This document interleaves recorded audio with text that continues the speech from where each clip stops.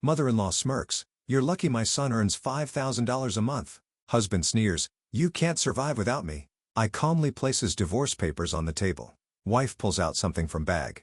My son earning more than $5,000 a month, you get to enjoy this luxurious life without even lifting a finger. Being a stay-at-home wife must be so easy for you. You should be grateful to us. My mother-in-law's voice echoed through the living room. Again, no matter how much I tried, she never acknowledged my efforts.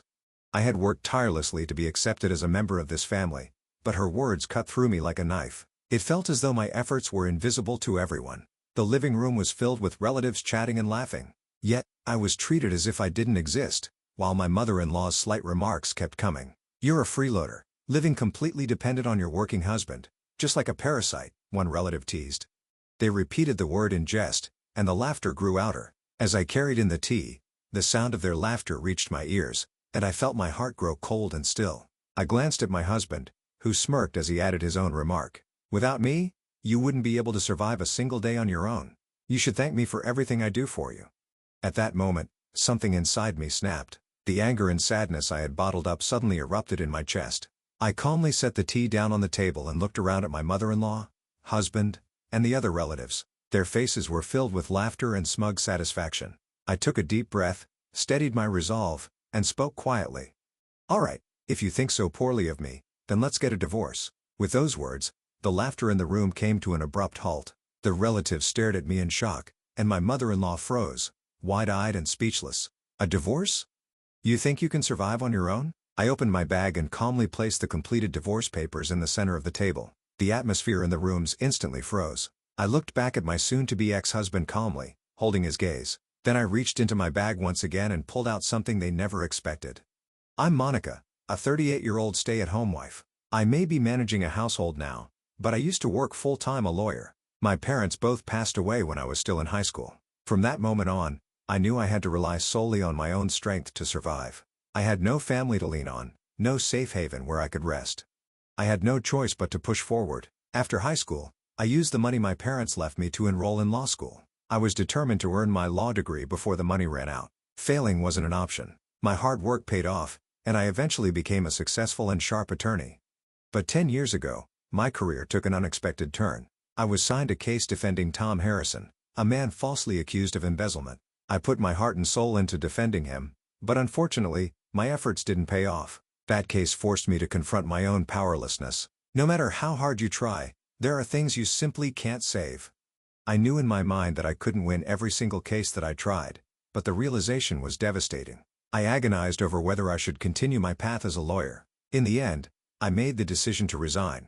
Looking back, that decision may have been the one that changed my life forever. Afterward, I transitioned to an office job and started living a more peaceful life. That's when I met Ryan, the man who would become my husband.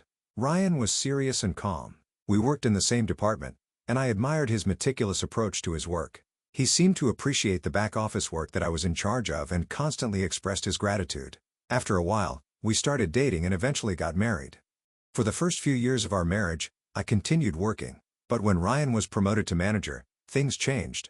I'm going to work even harder now so that I can provide a comfortable life for the both of us. With my promotion, my salary alone should be more than enough. So I want you to stay home and manage the household. Honestly, I have some reservations about leaving my job. But since Ryan wanted it, I decided to resign. As a stay-at-home wife, I poured my energy into household chores. I focused on preparing nutritious meals, cleaning daily, and maintaining our home to perfection. At that time, I think Ryan appreciated my efforts. But as time passed, things began to change.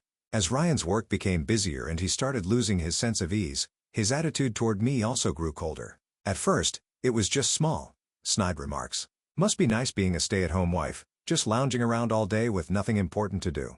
Every time he said things like that, I reveled inside, though I stayed silent. But over time, even arguing back felt exhausting, so I just let it slide. I thought I was brushing it off, but each remark left a wound. No matter how hard I tried as a stay-at-home wife, I felt no one recognized my worth. That thought haunted me. I found myself wondering more and more often, what am I even doing here? My past traumas had also begun to weigh on me. The helplessness I felt during the Harrison case, the fear of opening up to anyone, but at the same time, a small part of me longed to trust someone again. It felt like fear and hope were constantly battling inside me. Even so, I couldn't bring myself to take the first step toward change, because I felt like I was trapped in a place with no escape.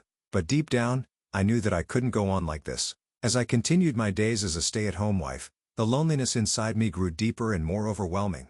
One of the main reasons for my loneliness was my mother-in-law Margaret, who lived nearby. I had never liked Margaret.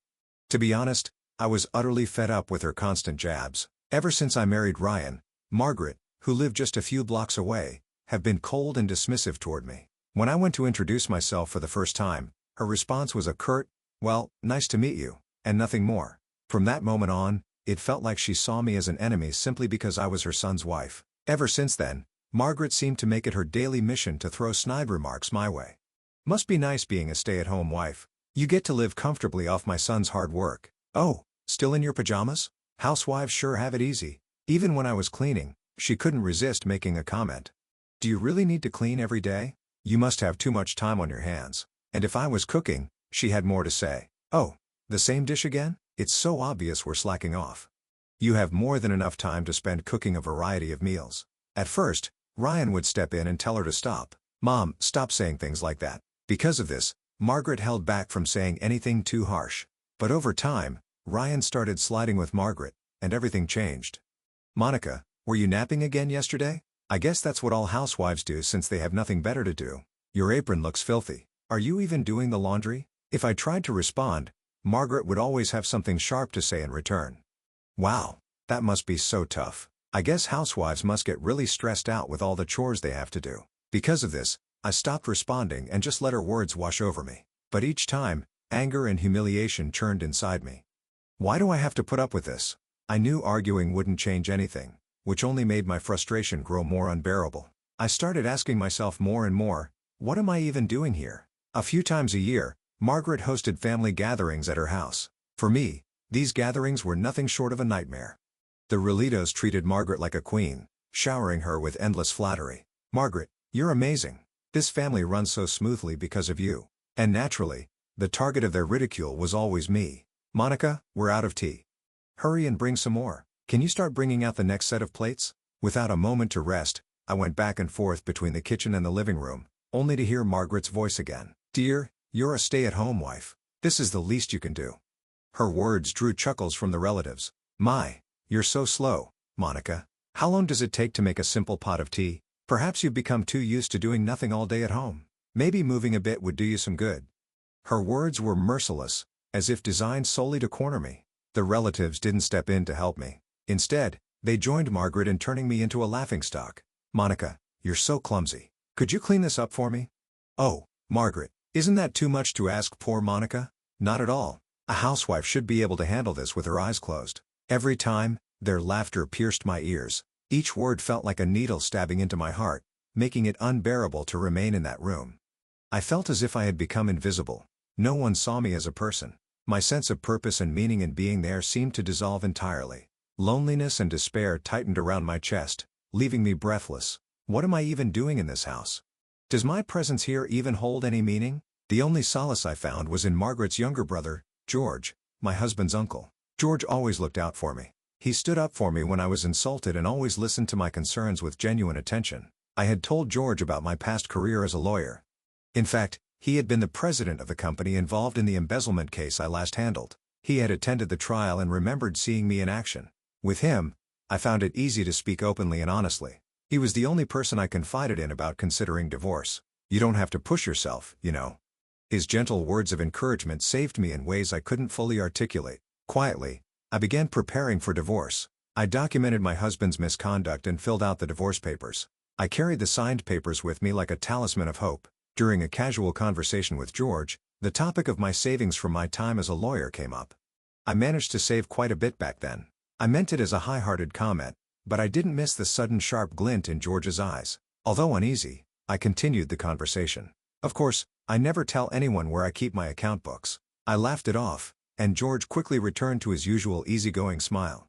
It was just a fleeting moment, but something about it left a nagging feeling in my chest. Neither my husband nor Margaret knew about my career as a lawyer or my savings. I kept it a secret to avoid any trouble if someone decided to target my assets. I believed George to be trustworthy and discreet, yet every time I relied on his kindness, a faint shadow of doubt crept into my mind. That shadow took on a more tangible form a few weeks later.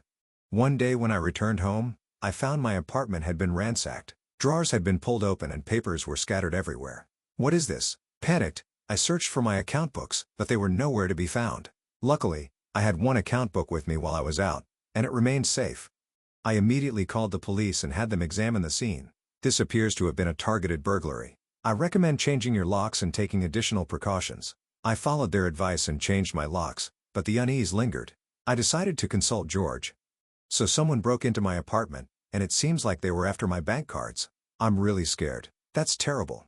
Changing the locks is a good start, but I could hold on to your bank account books for safekeeping if you like. His offer eased my mind a little, but I still hesitated to hand over my account books.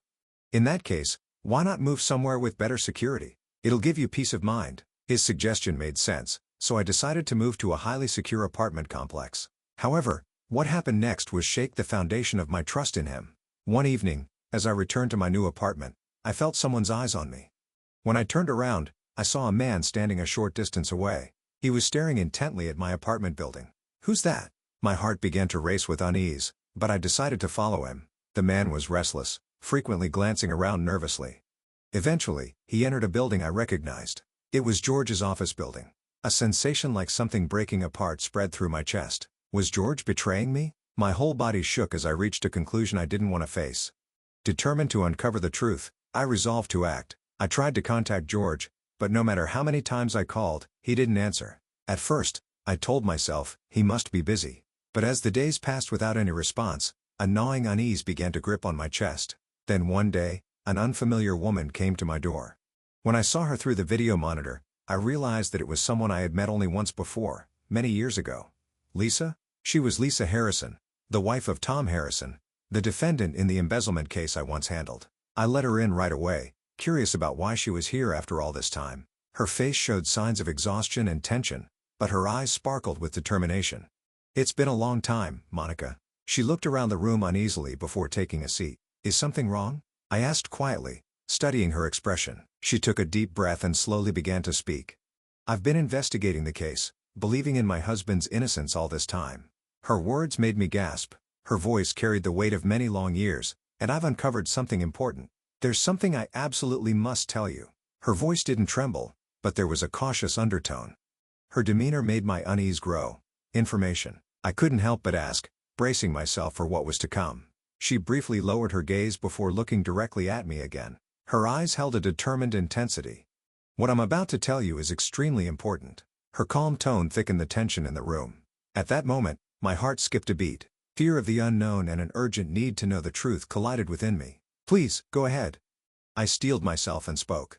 Lisa took a deep breath and opened her mouth to speak. The mastermind behind the embezzlement case is George. Her words hit me like a tidal wave, overturning my world. I was left speechless.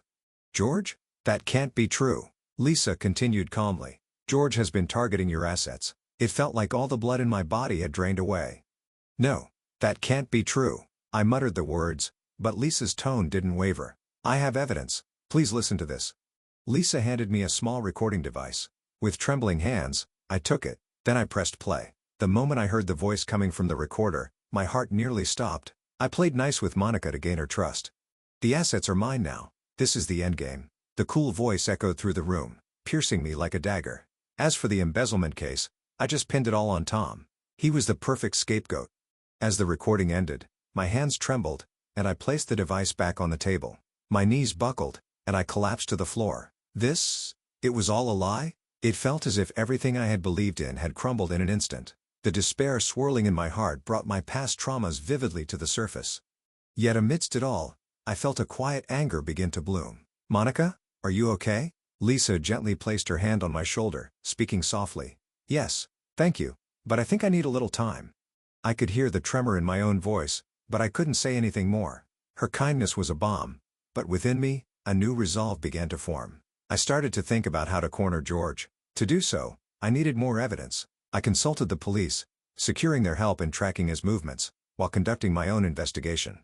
As I dug deeper, previously unnoticed clues began to surface. It turned out George had been involved in multiple past disputes. While they had been cleverly concealed, a shadow of suspicion had always followed him. One particularly glaring issue involved several unresolved financial disputes.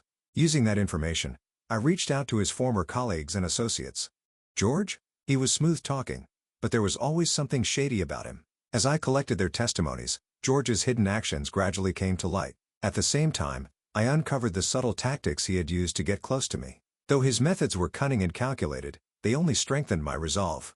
At last, I finalized my plan to bring George down. I summoned him under circumstances where he was least likely to suspect anything. The confrontation with George was arranged at a safe cafe where the police could stay nearby. When he arrived, I masked my nerves with a calm demeanor, suppressing the tension swirling inside me. "Hey, Monica.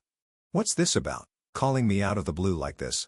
"George, there's something I need to discuss with you." George flashed a friendly smile, but his eyes betrayed a calculating glint as if trying to gauge my intentions. "Lately, a lot has been happening, and honestly, it's made me a little scared." "That's rough. Is there anything I can help with?" His words sounded kind, but I could see through the facade to his true intent. "Actually, it seems someone tried to steal my bankbook again. I don't know what to do." At those words, I noticed a flicker of unease flash through George's eyes. "That sounds scary. Are you keeping it in a secure place?" "Yes, but since it's not the first time, honestly, I don't feel safe anymore."